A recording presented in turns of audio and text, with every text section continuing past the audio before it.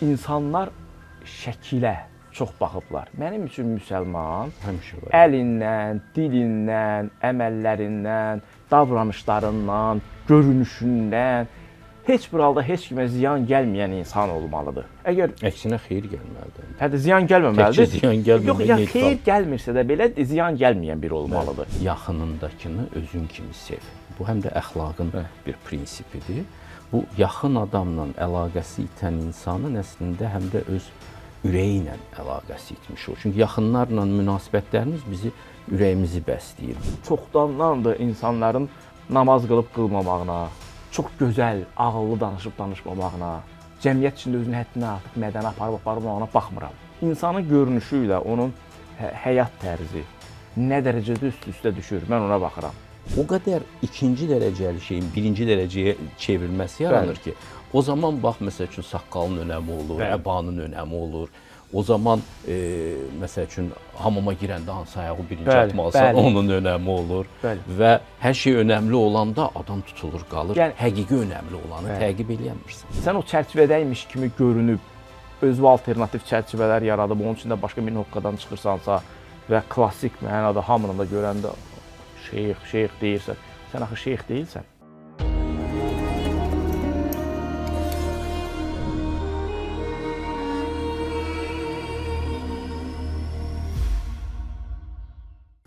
Salam, əziz Amin izləyiciləri. Yeni görüşünüzə gəlmişik və bugünkü qonağım jurnalist Baku TV-nin baş redaktoru Turan İbrahimovdur. Xoş gəlmisiniz. Xoş gördük.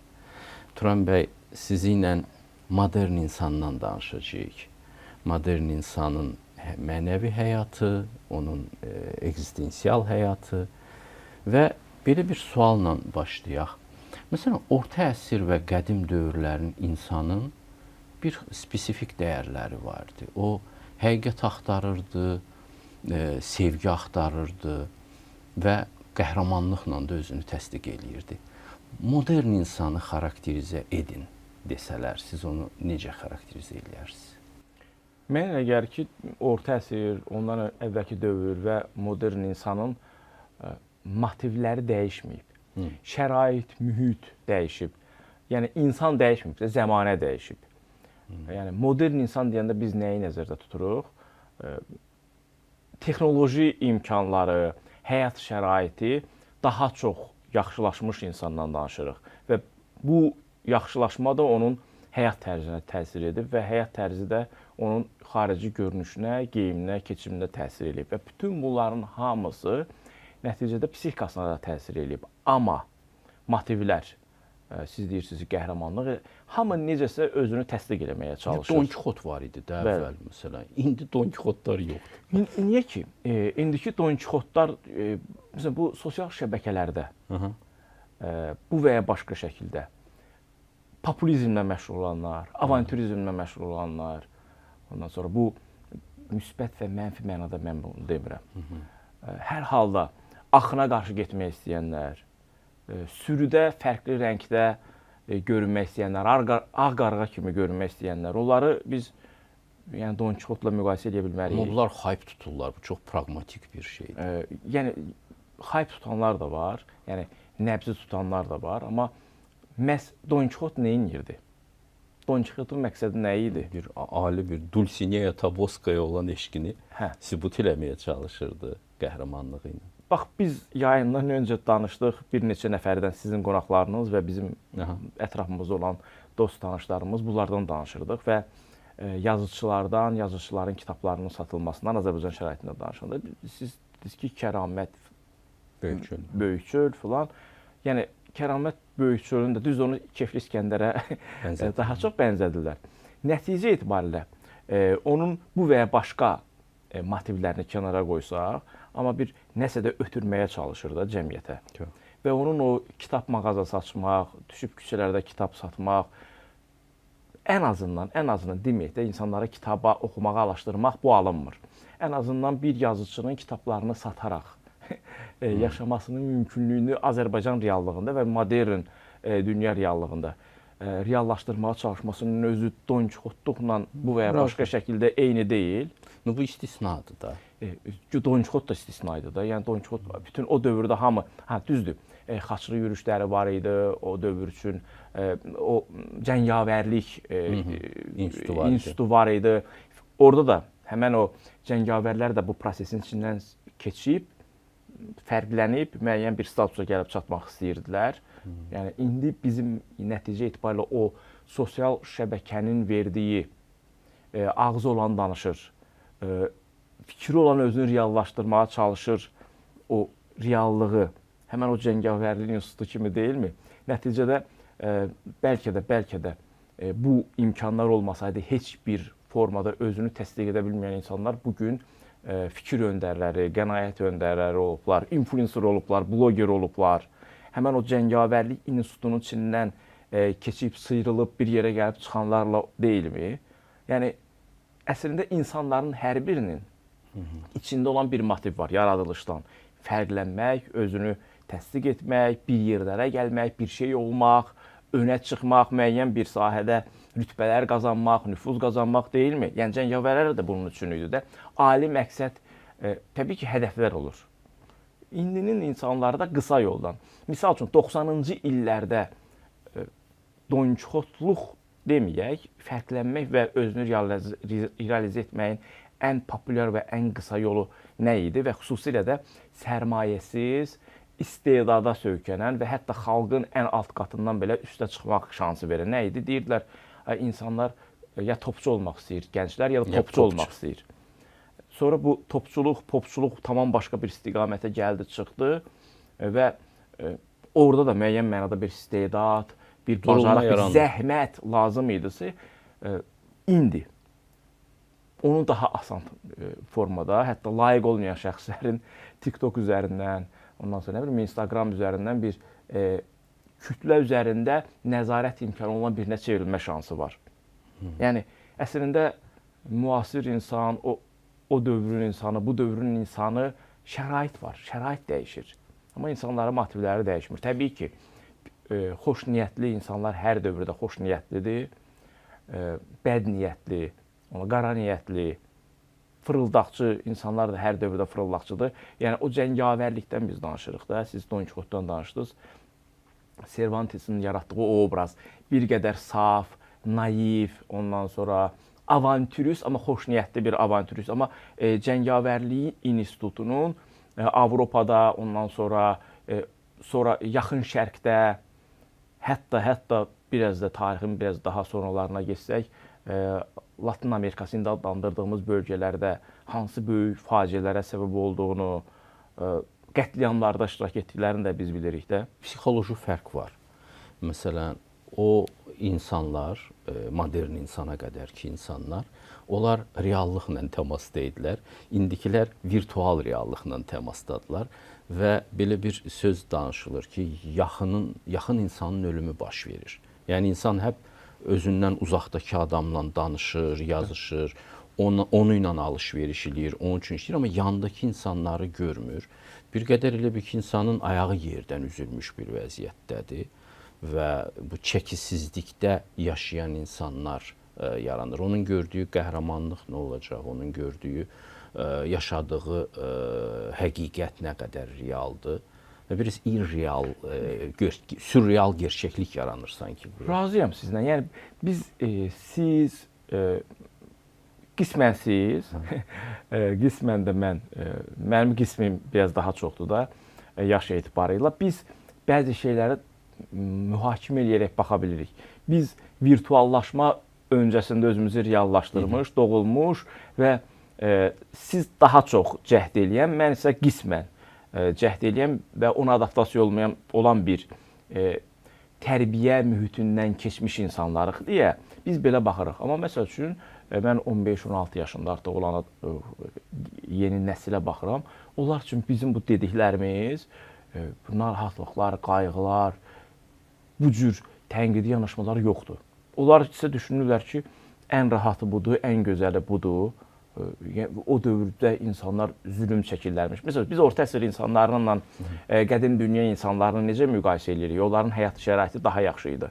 Yəni, daşdan alətlərlə yox, misal üçün də dəmirdən, poladdan filan alətlərlə öz həyatlarını daha yaxşılaşdırmışlar. Həmən biz yox, birbaşa bunun içində doğulmuş və bununla böyümüşlərsə düşünürlər ki, Yəni fərq elə bu qədərdir. Yəni daş alətlərlə və polad, dəmir alətlərlə işləyən insanların fərqi nədirsə, özünü reallaşdırmaq və dəyərlər sistemi nədirsə, bu da onun kimi bir şeydir. Bir mərhələyə keçmişik. Bu məsələyə obyektiv yanaşma. Amma mən də razıyam. Yəni təbii ki, toxunaraq, hiss eləyərək, ondan sonra hər mənada içində olaraq yaşamaqla sanki yaşamağın imitasiyasını eləməyin bir ortaya çıxardığı yaşamaq ayrı-ayrı bir şeylərdir. Amma bilmirəm, biz modern insan deyəndə tam mənada artıq bu süni intellektlə və süni intellektlə müasir texnoloji inkişafın tam mənası ilə adaptasiya olunmuş formada o ortaya çıxdığı mühitdə yaşayan insanı mı deyirik? O da hər 5 ildən bir dəyişir də. Yəni 5 il. Əvvəl 5 il, indi daha sürətlidir. Bəlkə 2 il, 3 il. Və mən belə başa düşürəm ki, 2030-2040-cı illərdə ümumiyyətlə bəlkə bizim bu dediyimiz bu söhbətlər var ha. Ay, keçmiş. Bu ümumiyyətlə heç bəlkə də buna heç ehtiyac qalmayacaq.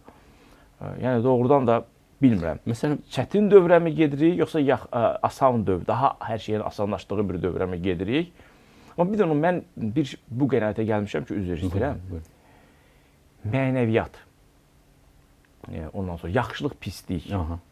Bunların hamısı dövrdən, xarici görünüşdən, adət-ənənələrdən, həyat tərzindən üstə olan bir şeydir.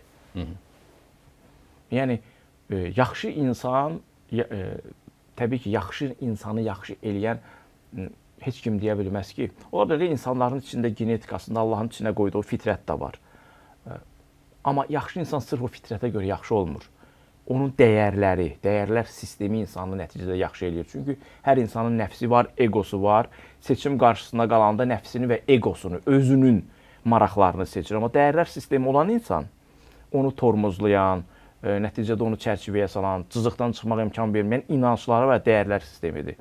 Yəni bu dəyərlər sistemi əgər insanda varsa, yəni bu dini referanslı da ola bilər, nə bilim, onun o fəlsəfi dünya görüşünün formalaşmasına səbəb olan mənbələrdən referans götürərək də ola bilər. O onu tənzimləyir. Yəni bu digital dövrdə olan insanın tələblərinə də aiddir. Orta əsrlərdə yaşayan insanların da tələblərinə, egosuna nəzarət edən mexanizmə də aiddir. Yəni mən bu cürəsində düşünməyə daha çox meyilliyəm. Çünki bu yaxın insanın ölümü İsa peyğəmbərdən bir dəfə soruşurlar ki, əvvəlki peyğəmbərlərin, yəni əski əhdin peyğəmbərlərinin dediklərini nə ilə özətləyə bilərsən, yəni bir cümləyə gətirə bilərsən? O deyir ki, yaxınındakını özün kimi sev. Bu həm də əxlaqın bir prinsipidir.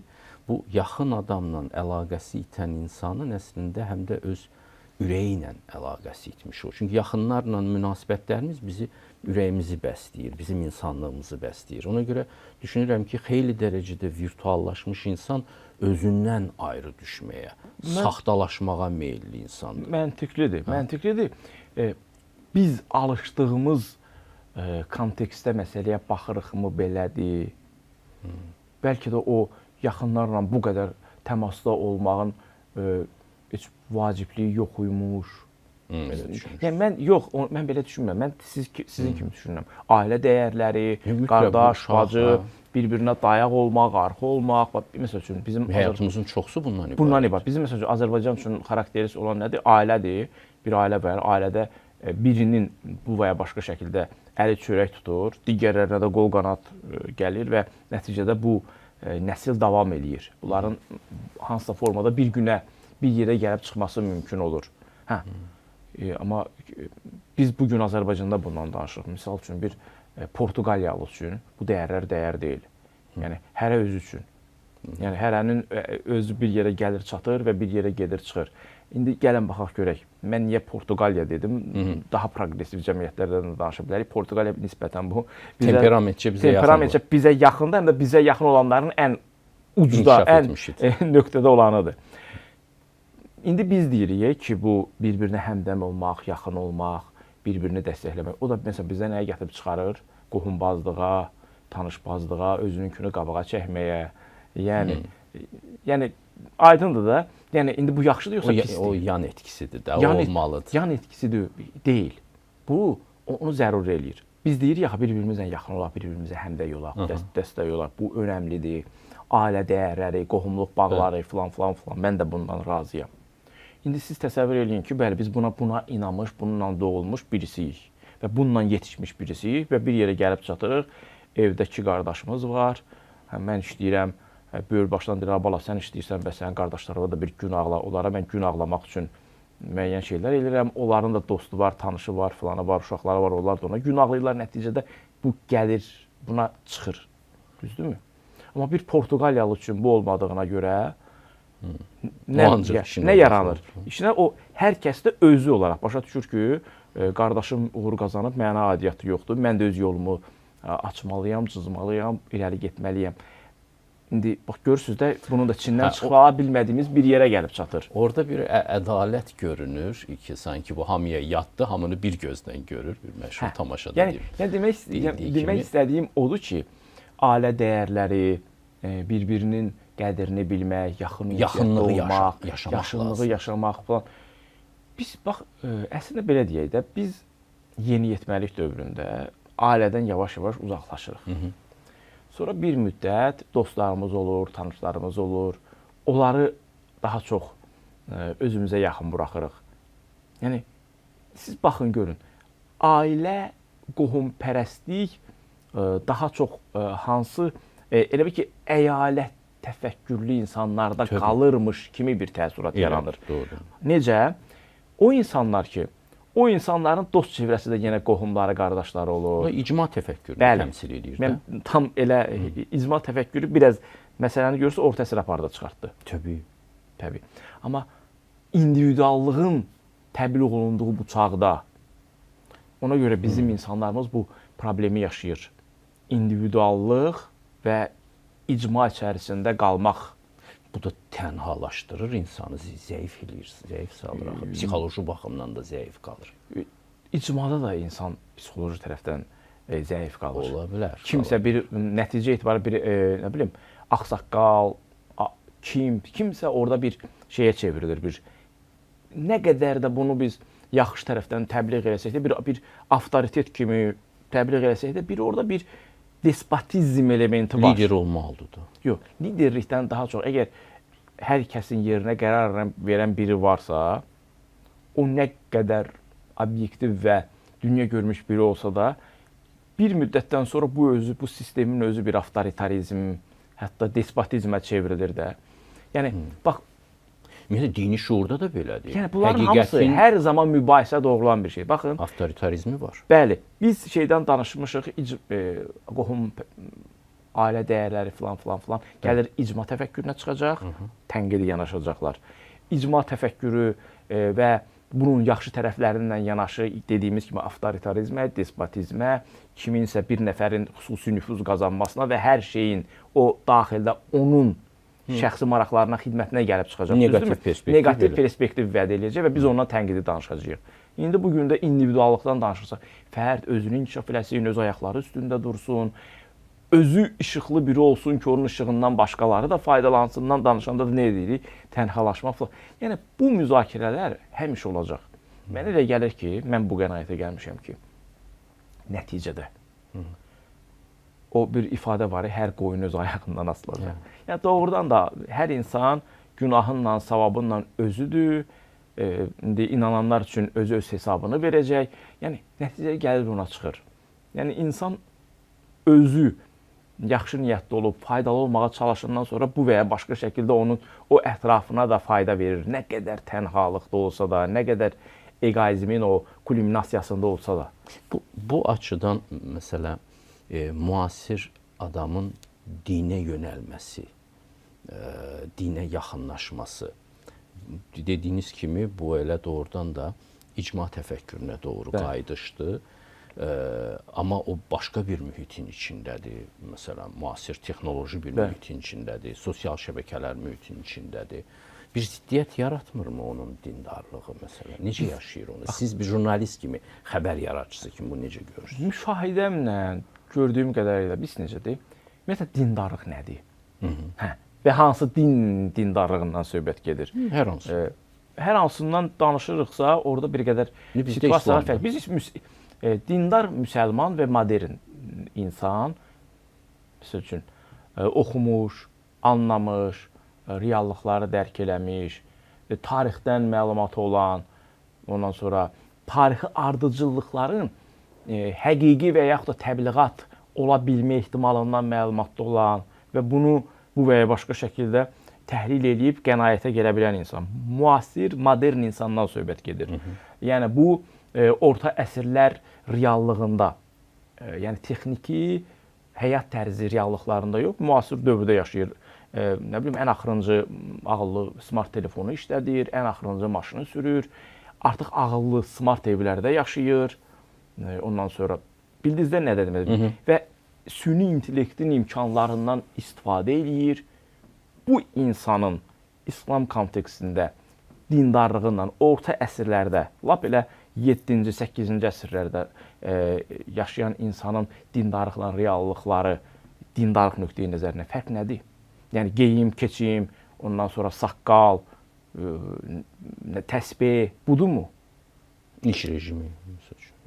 Yox, ümumiyyətlə İslam dini nə deyir? İslam o dini Quran-ı Kərimdə yaratmaq istədiyi insan modeli nədir? Onun görünüşü mü önəmlidir? Xeyr. Onun mənim üçün ən anladığım budur ki, əgər bir insan müsəlmandırsa, bir olan Allaha inanırsa, Allahın birliyinə inanırsa, yəni bütün sistematik olaraq, bütün mövcud olan, dərk etdiyimiz və etmədiyimiz, bütün ətrafımızda gördüyümüz hər şeyin iyerarxik olaraq lap təpəsində Allahı görürsə, yəni mən modern insan təfəkküründən bunu izah eləməyə çalışıram. Bir varlığı görürsə, buna inanırsa və artıq bu müsəlman sayılır da, tək Allahlı bir dünya sistemindədir. Sonra onun peyğəmbərləri filan bu işin təfərrüat hissəsidir və əsas da bəlkə də budur, amma Allahın birliyinə hesab verəcəyin onun qarşısında və axirətə inanırsa artıq müsəlmandır. Onun xarici görünüşünün buna nə əlaqəsi var? Qismən müəyyən ölçülər var da. Nə ölçüsü? Bax, mən sizə abır ölçüsü olmalıdır. Yox, abır həyanı mən demirəm. Yox, aydın məsələdir ki, lüt gəzmək olmaz. Məsələn, tam bir işə gəlmişik, müəyyən bir qeyd məhdudiyyətləri var da. Mən sizlə razıyam. Yadınıza gəlib, bu yaxınlarda bir çox önəmli tədbirlə bağlı Azərbaycana Afrikanın krallıqlarından birinin kralı gəldi. Yəni hava limanından təyyarədən indi, bizim də rəsmilərimiz kostyumda falan onu qarşıladı. Yəni onda öz dress kodu var.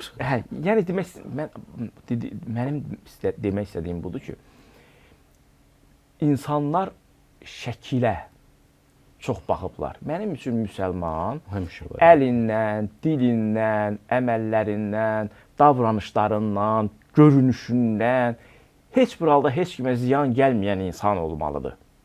Əgər əksinə xeyir gəlməlidir. Hətta ziyan gəlməməlidir. Təkcə ziyan gəlməməlidir. Yox, yəni xeyir gəlmirsə də belə ziyan gəlməyən biri olmalıdır.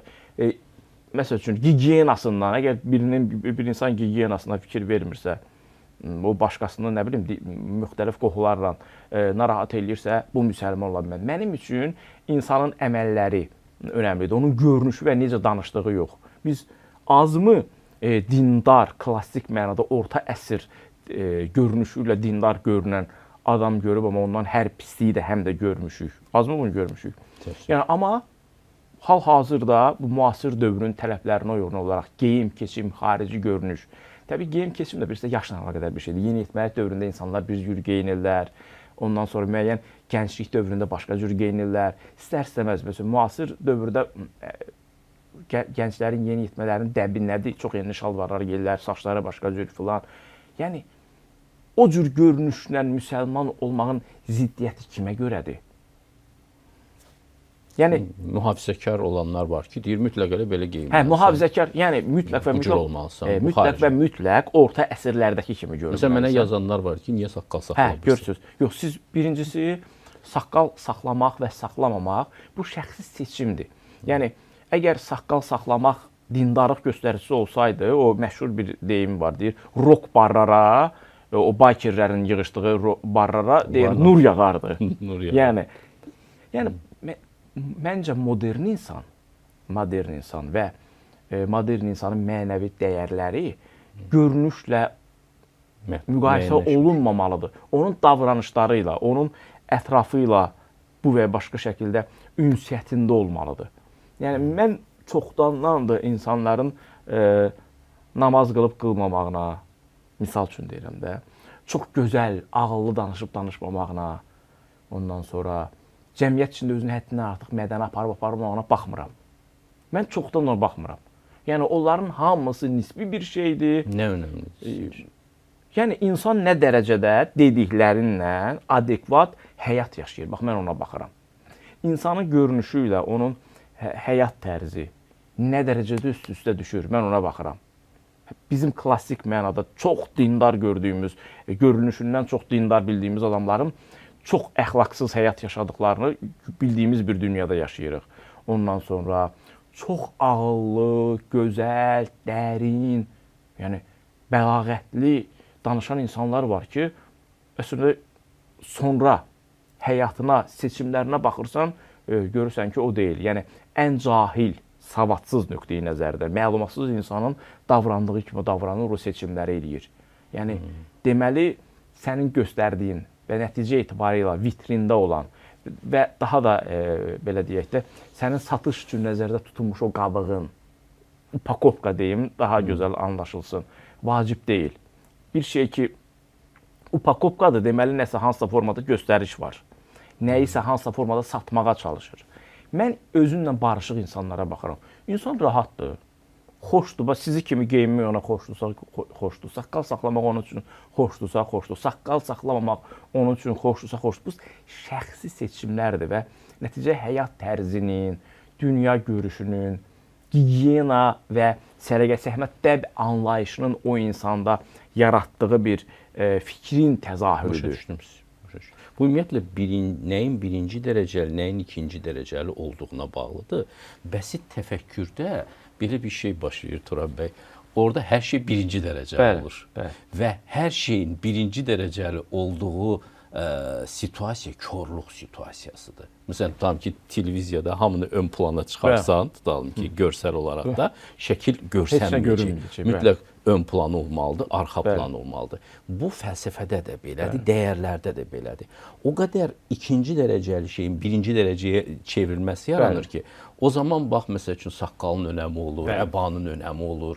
O zaman, məsəl üçün, hamama girəndə hansı ayağı birinci atmalısan, onun önəmi olur. Və hər şey önəmli olanda adam tutulur, qalır. Həqiqi önəmli olanı təqib eləyəmirsən. Bəli, hər şey, yəni nəticədə əsl önəmli olanın zəruri eləyəcəyi məsələləri ön plana çıxarıb, əslində güya o təfərrüatlar, o yollar, o taktikalar önəmliymiş vəziyyətinə gələndə də din şəkilə, göstərişə, içi boş müqaviləyə çevrilir. Mənim üçün, mən belə bu qənaətə gəlmişəm ki, biz danışanda nədən danışırıq? Bu çox klassik və mənim fikirləşib dediyim bir şey deyil. Hamı deyir.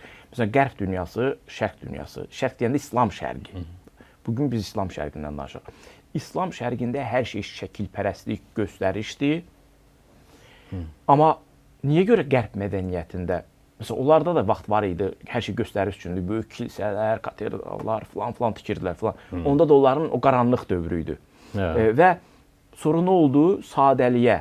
Çox qəribədir. Ən möhtəşəm kilsələrini ən qaranlıq dövrlərdə tikdilər. Ən qaranlıqdır. Niyə görə? Göstəriş, göstərmək, gözə, o sözün əsl mənasında gözə soxmaq filan, gücü, bacarığı, qabiliyyəti, kimin daha böyük hökmdar olduğunu, kimin daha böyük dindar olduğunu bu formada göstərmək istəyiblər. O protestantlığın nəticə etibarilə başlaması ilə filan sadəliyə əsrində yox, getməyə, kəşf eləməyə, tapmağa, inkişaf elətdirməyə dövrünə yönələndə onlar qabağa getdilər.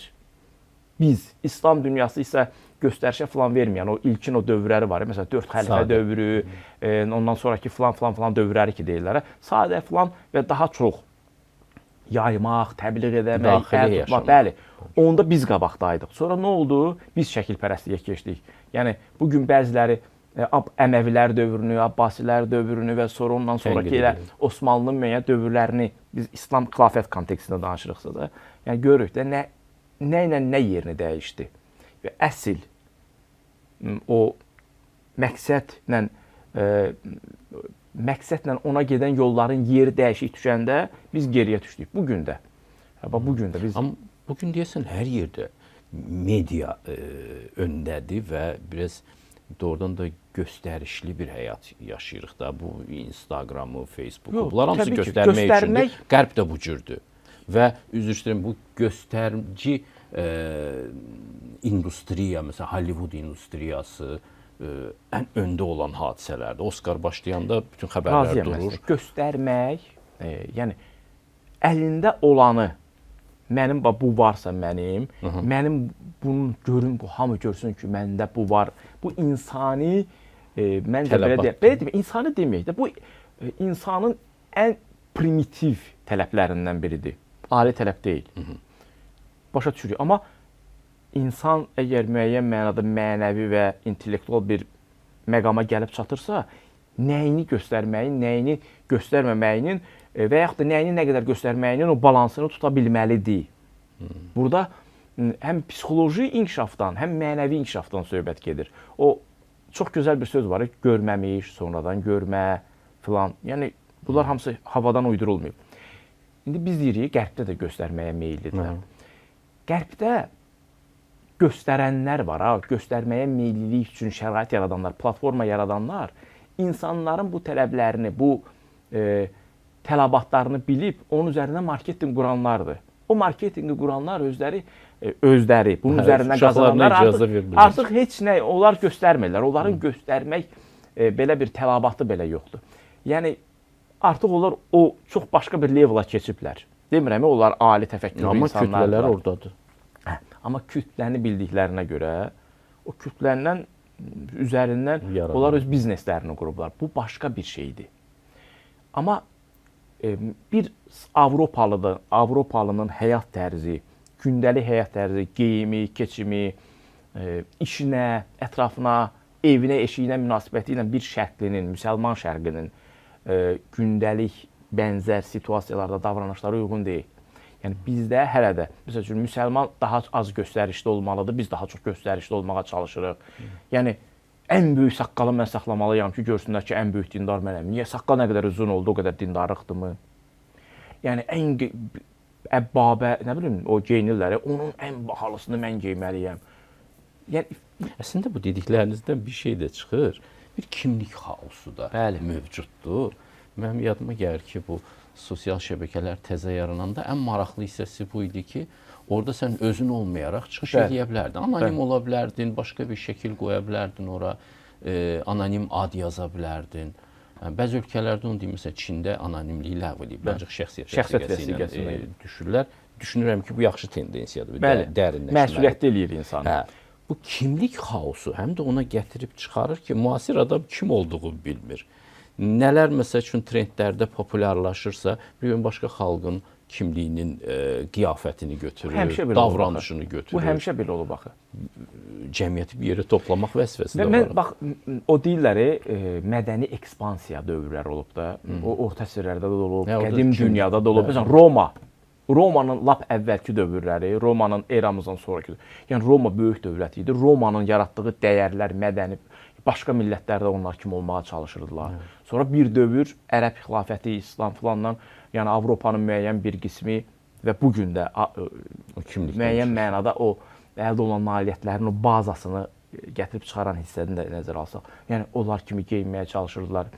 Bir Avropalı geyimi var idi, bir şərqli geyimi var idi və müəyyən dövrlərdə Avropalılar şərqlilər kimi geyinməyə başlayıblar. Yəni tarixdə belə bir dövrlər var. Sonra ruslara kaftan sözü falan türklərdən keçdi. Yəni biz deyirik bugünkü insan, yəni bu trend nədirsə, trend dünyanın yaradıldığı ilk gündən, ilk insanlardan bu yana trend nədirsə, insanların digərinin o trendə qoşulması bu normadır. Yəni sadəcə olaraq indi deyirsiniz ki, yəni təzə bir şey deyil. Deyil, heç nə dəyişməyib. Sadəcə olaraq reallıqlar dəyişib. Yəni vaxtıyla, məsəl üçün, baxın bizim Bakı şəhərinin ən gözəl binaları bugün Bakının arxitektura inciləri ki, biz fəxr edirik onlara. Necə yaranıb?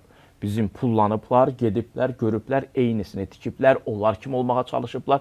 Məsələn, bizim Hacı Zeynalabdin Tağıyev tipik Bakı insanıdır. Tipik Bakı insanıdır da. Yəni o dövrün dünya görüşüylə, mənəvi dünyasıyla, mərdliyi ilə, onun rəhimliliyi ilə falan o Bakı belə deyək də, bu gün Bakı kəndlərində də o tiplərdən var da. Bir adamdır, amma bunu edib əlinə pul gəlib, bir qədər fəhimli insan olub və o pulunun imkanı ilə gedib, görüb, falan eləyib, ayılıb, gəlib onu tətbiq etməyə çalışıb. Yəni bu gün virtual aləmdə biz deyirik bir xaos var. Eynisidir. O miqyas dəyişib. Bəli, miqyas dəyişib. İndi nə edir? Otururlar. Məsələn, müəyyən kompüter oyunları var. Kompüter oyunları üzərindən YouTube-da nələrsə çəkirlər, oyun oynayırlar, çəkirlər, onu qoyurlar. Milyonlarla balaca uşaqlar ola baxırlar. Və baxırlar o oyundan oynayırlar. Və onu eləyən ingilis də var, onu eləyən rus da var, onu eləyən türkiyəli də var, onu eləyən azərbaycanlılar da var. Baxırlar onlara eynisini təkrarlayırlar. Yəni nəticə etibarilə, yəni baxmaq, görmək, təqlid eləmək həmişə olub. Amma insanın özünün miqyası nədirsə, marağı nəyədirsə, onu baxır, onu görür, o boydasını təqlid eləyir. İndinin özündə də, misal üçün Azərbaycanda Steve Jobsa baxıb onu kimi olmaq çalışanlar var. İndi o qədər də startapları o səviyyədə olmasa da özünə məxsus startaplar eləyənlər əminəm indi də var və mən onu görmüşəm, biz xəbərin içindəyik. Nə bilim, bu günün müasir, ən modern insanın kumiri kimdir? Elon Musk. Elon Musk'dır. Yəni, əslində belə baxanda Elon Musk, siz təsəvvür Elon Musk'ın imkanlarını orta əsrlərə gətirin. Elon Musk necə geyinərdi, necə keçinərdi, Cəlal falan, necə olardı? Nəyin içində biz onu təsəvvür eləyərdik? Karun deyirlər. Yəqin ki. Hə, amma görürsünüz bu nə qədər sadə görünür. Nəticə etibarilə sadə görünür. Sadədir də. Amma eşidəndə ki, onun nə qədər pulu var, o pul da real puldur, ancaq rəqəmlərdən ibarətdir. Bitcoin deyirlər. Hə, yəni demək istəyirəm ki, dəyişən ancaq reallıqlardır. Yəni bu baxımdan pis insan orta əsrlərdə nələrlə pislik eləyirdisə, pisliyi indi də həmən o pis insan bu reallıqlarla, bu imkanlarla eləyir. Yaxşı da onu kimi. Yaxşı, bir xarakteristikasını da soruşum sizdən sonuncu olaraq. Məsələn, xəbər yaradırsınız. Bəli. Sizə elə gəlmirmi ki, müasir insanın müəyyən bir mənəvi yorğunluğu var, hissiyatı azalıbdır.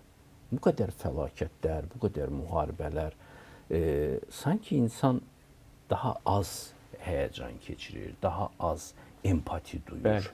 Hadisələrlə bir anemiya yaranıbdır, sanki keyləşmə yaranıbdır. Keyləşmə nədir? Əvvəllər insanların bir-birindən məlumat alma imkanları məhdud idi. Bir kəndin içində hamı bir-birinin faciəsindən, xeyrindən, şərindən məlumatlı olurdu. Çünki qısa zaman müddətində gördüyü, eşidə biləcəyi əhatəsi bu idi. Sonra insanlar şəhərlərdə yaşamağa çalışdılar. Böyüdü diapazon. O böyüdü, orada da müəyyən məhəllələr, nə bilim, səmtlər səviyyəsinə qaldı. İndi dünya qloballaşma deyirik.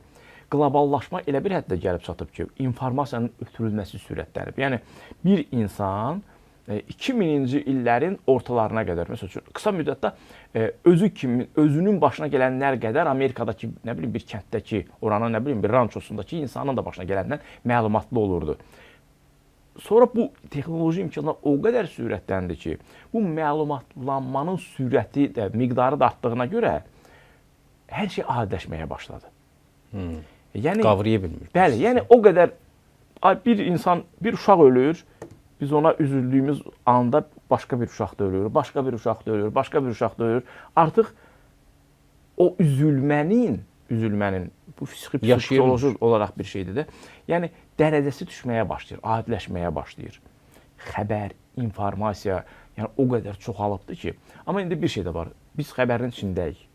Biz xəbər, informasiya yaratmayaqmı? Yox. Biz məcburuq bu informasiya savaşı dediyimiz bir ifadə var ha, onun içində olaq. Yoxsa digərləri də bunu üstələyəcəklər bizi. Hərə istehsal eləyir, düzdür, bu inflyasiyadır. Amma nəticədə sən digərininkinin daha çox təsirinin qarşısını almaq üçün mübarizə aparırsan, nəticədə deyirik keyləşmə əmələ gəlir. Keyləşmə daha da artır. Çünki Bəli. məsələn manşetə çıxarılan sözlər bəzən tutan verilişin özünün mahiyyətini tam ifadə eləmir. Bəli. Amma bir skandallığa iddia var deyə Məcbursan diqqət çəkmək hissiyatı üçün. yorulmuş Diqqət izləyicinin diqqətini çəkmək. Və biz nəticədə mənim gəldiyim qənaət ondan ibarətdir ki, sadə, ondan sonra hər şeyi qarnına gedəcəyi ilə nəticədə qavrayan insan eramızdan əvvəl də həmən insan idi, orta əsrlərdə də həmən insan idi, bizə daha yaxındır deyirəm. 90-cı illərdə, bir 90-cı illər nostalgiyası var ha, yenə eyni insan idi, artıq, yəni biz indi bu dəqiqə bu süni intellekt və müasir texnoloji imkanların bir-birinə inteqrasiya olunmasından sonra yaranacaq inqilabi dəyişikliklərin kosmos dövrünə qədəm qoyacağımız bir dövrün məncə astanasındayıq da. Bu indiki insanın da və bundan sonra o misal üçün bəlkə də haçansa planetlərarası səyahətə çıxacaq insanın da yəni fərqləri çox azdır, eynidir. Yaxşısının da pisinin də. Həm mənfi, həm müsbət eynidir. Sadəcə olaraq onların alətləri, həyat mühiti, təbii mühiti, imkanları dəyişib. Yəni sizin bayaq verdiyiniz sualda dindarlıq baxımından. Ona görə də insanın tək Allah inancı orta əsrdə də var idisə var idi. Yəni 70-ci, 80-ci illərdə məsələn Sovet dövründə ancaq Allaha inanan, amma nəticə etibarilə o dövrün kommunist həyatını yaşayan insanlar var idi, düzdür? Belə deyək də kommunist həyat mən nə mənada deyirəm? Bu mütəvazi imkanlarla həyat tərzindən söhbət gedir. Məncə səmimi nöqteyi nəzərdən əməllərinlə müqayisə etsək, onlar daha çox müsəlman idi. Bugün müsəlman görünüb, 20.000 dəfə həccə getmiş, amma nəticədə ətrafına səmimi şəkildə xeyri dəyməmiş, daha çox ziyanı dəymiş, əxlaqı göründüyü kimi olmayan insandan daha çox müsəlman idi. Sən o çərçivədəymiş kimi görünüb, özü alternativ çərçivələr yaradıb, onun içində başqa bir nöqtadan çıxırsansa və klassik mənada hamının da görəndə şeyx deyirsə, sən axı şeyx deyilsən. Yəni, bilmirəm də, ən sadə, nə bilim, müasir geyimdə olub, tam zid bir görünüşdə olan, amma mənəvi dünyası, inancı və əməlləri normal olan insan məncə daha çox müsəlmandır. Yəni, daha çox Qurandır, daha çox o Peyğəmbərin bizə çatdırmaq istədikləridir, Allahın bizdən istədikləridir. Ona görə, bəli, zəmanənin rolu var. Məncə, zəmanənin rolu insanların fitrətini dəyişmir. Dedikləriniz belə Quranın bir ayəsini xatırlatdı ki, sən Allahın yaradılışında bir dəyişiklik görməzsən. Bəli, şəklə görə, qabağa görə, abloşqaya görə baxıb fikir sahibi olmaq və kimlərisə onunla mühakimə eləmək dövrünlə bağlı, o dövrün bitməsinlə bağlı xüsusi baxışım var. Məncə insanlar buna baxmalıdırlar. Təşəkkür edirəm sizə bu söhbət üçün.